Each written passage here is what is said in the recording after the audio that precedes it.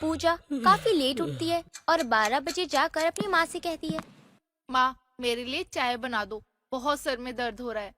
हाँ हाँ, वीर पुरस्कार के काम करे है तूने तो, सर तो दर्द होगा ही।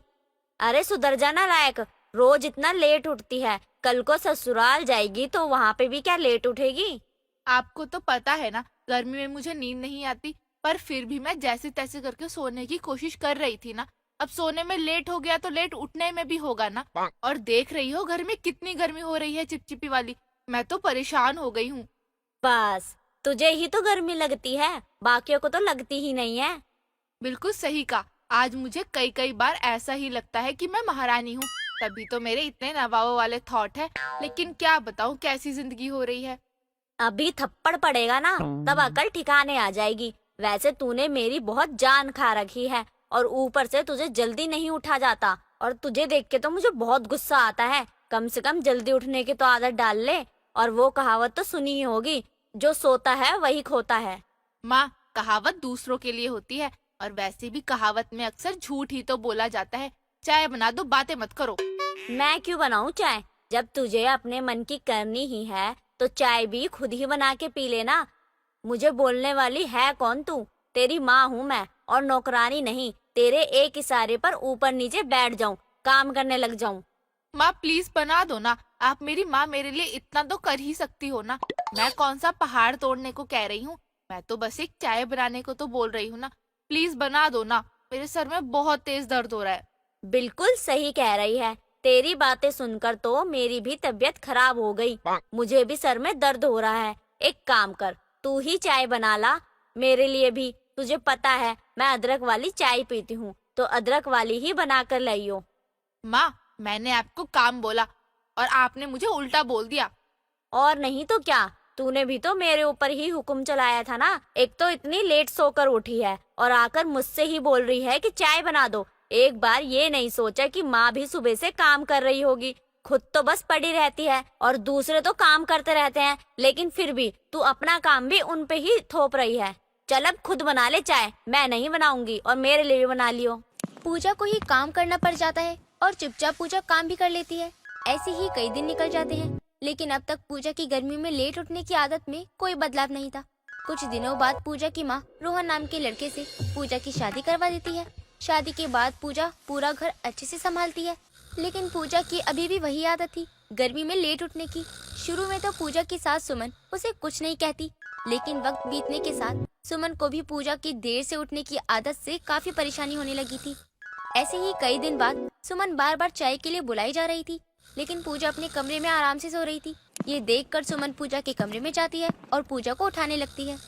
अरे ओ महारानी, तेरी अब तक सुबह नहीं हुई? थोड़ी तो शर्म कर ले तू। अपने मायके में नहीं है जो दिन रात पड़ी रहती है, ससुराल में है। कब से बुला रही हूँ तुझे? बस 5 मिनट दे दीजिए, मुझे बहुत जोर से नींद आ रही है। मैं 5 मिनट बाद खुद उठ जाऊँ। वैसे भी मेरा उठने का टाइम होने ही वाला है। ठीक है, जब तक आपको जो काम निपटाना है निपटा लीजिए। 5 मिनट बाद मैं सब कुछ देख लूंगी। हे भगवान, कैसी निकम्मी बहू मिली है मुझे। एक तो उठ नहीं रही है, ऊपर से मैंने उठाया तो बोल रही है बस 5 मिनट दे दीजिए। कोई बात नहीं, 5 मिनट बाद अगर नहीं उठी तो इस तरह उठाऊंगी ना कि अगली बार खुद ही सोने से पहले भी 4 बार सोचेगी। सुमन थोड़ी देर इंतजार करती है और थोड़ी देर के बाद जब देखती है तभी पूजा सो ही रही थी। ये देखकर सुमन पानी से भरी बाल्टी लाती है और पूजा के मुंह पर मार देती है। पूजा की नींद खुल जाती है और पूजा कहती है, उठाने का क्या तरीका है? मेरी नींद तो पूरी हो ही गई और मुझे बिना कुछ करे नहाने की जरूरत भी नहीं पड़ी। बहुत बढ़िया, ऊपर से ठंडा ठंडा पानी, मजा ही आ गया। मजा आ गया ना? तो चलो घर के काम करो। अरे हद होती है किसी चीज की। तेरी वजह से सुबह सुबह मुझे खुद ही अपनी चाय बनानी पड़ती है, खुद ही घर के काम करने पड़ते हैं, क्योंकि मेरी प्यारी बहू को तो सोने से फुर्सत ही नहीं मिलती। अपनी सास के कहने पर पूजा उठ जाती है और घर के काम करने लगती है। वक्त बीत जाता है और पूजा की आदत और भी पक्की हो जाती है। सुमन परेशान होकर कोई भी नुस्खे आजमाती, लेकिन उसकी बहू से मात खा जाती थी और वैसे ही सोती रहती थी वो। कुछ दिनों बाद सुमन की बहन सरला घर आती है, लेकिन सरला सुबह के समय आती है, लेकिन उसे सिर्फ सुमन ही उठी नजर आती है और सुमन को देखकर वो कहती है, सुमन, तेरी बहू कहाँ है? मुझे तेरी बहू कहीं नजर नहीं आ रही है। घर में मेहमान आए हैं, और यह तो मैंने कल ही बता दिया था। सुबह तक मैं ट्रेन से आ जाऊंगी, और थोड़ी देर बाद ही जाऊंगी। तेरी बहू अगर मेरे स्वागत के लिए कुछ बना रही है तो उसे मना कर दे, क्योंकि मैं इतने लंबे सफर से आई हूँ तो थोड़ी देर बाद ही खाऊंगी, तो कुछ बनाने की जरूरत नहीं है। जब मुझे खाना होगा मैं बता दूंगी। तेरी बहू अभी सोई हुई है क्या? तभी तो इतना घबरा रही है तू। दीदी मैं क्या करूं, मैं तो बहू से तंग आ गई हूँ। रात भर सोएगी नहीं, जागती रहेगी, मच्छर मारेगी, और हम लोग भी उसकी वजह से लेट सोने पर मजबूर हो जाते हैं। और सुबह बस वही लेट उठेगी, बाकी हम सब तो जल्दी उठ जाते हैं क्योंकि हमारी तो आदत है जल्दी उठने की। लेकिन ये है, कभी भी मेरी बात नहीं सुनती। मैं तो परेशान हो गई हूँ दीदी, अब आप ही कुछ करो। क्या तेरी बहू अपनी मनमानी अभी तक कर रही है? तू अपनी बहू को अपने कंट्रोल में रख नहीं पाई। सच में आजकल की सासों में बिल्कुल वो बात नहीं है जो पहले वाली सासों में हुआ करती थी। अब देख मैं कैसे सुधारती हूँ उसे। अगली सुबह पूजा जब सोकर उठती है तो वो देखती है कि नाश्ते की टेबल पर आलू के पराठों का सिर्फ एक टुकड़ा रखा हुआ है। ये देखकर पूजा कहती है, अरे ये क्या, आलू के पराठे किसने बनाए? और जिसने भी बनाए बस मेरे लिए एक ही टुकड़ा बचा। अरे आप सबको पता नहीं है क्या घर में एक और इंसान है? अरे बहू पता तो हमें भी था, लेकिन तू लेट उठती है ना तो हमसे रुका नहीं जाएगा, इसलिए जैसे जैसे बन रहा था वैसे वैसे हम खाते गए। अब वैसे भी अच्छा खाना खाने में तो जल्दी उठना ही पड़ेगा।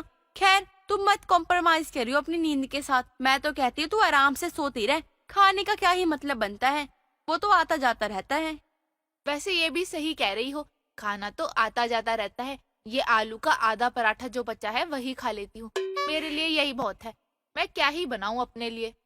अरे बहू तू कुछ मत बना, वैसे भी तुझे ज्यादा भूख तो लगी नहीं है, तो बस एक अपने लिए चाय बना ले, और बार बार गैस जलेगी तो नुकसान कितना होगा। अब हर दिन सरला और सुमन अच्छा अच्छा खाना बनाकर खा लेते हैं। और जब बाद में पूजा सोकर लेट उठती थी और नाश्ते की टेबल पर बचा हुआ खाना देखती थी, उसे बहुत बुरा लगता था। ऐसे ही कई दिन निकल जाते हैं। एक दिन पूजा सुबह सुबह जल्दी उठ जाती है और सबके साथ नाश्ते की टेबल पर खाना खाने बैठ जाती है। ये देखकर सुमन हैरान हो जाती है और बोलती है, अरे बहू आज सूरज कहाँ से निकल गया? आज तू नाश्ते की टेबल पर है, क्या मैं सही देख रही हूँ ना? या फिर आज हम भी लेट खाना खा रहे हैं जो तू आ गई है?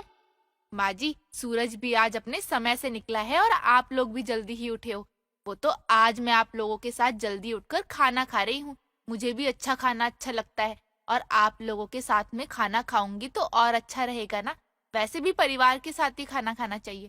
अब से मैं रोज जल्दी उठा करूंगी। लेट सोने में कुछ नहीं रखा वैसे भी। अच्छा खाना खाने के लालच से ही अब पूजा रोज सुबह जल्दी उठने लग जाती है और सबके साथ खाना खाने लगती है।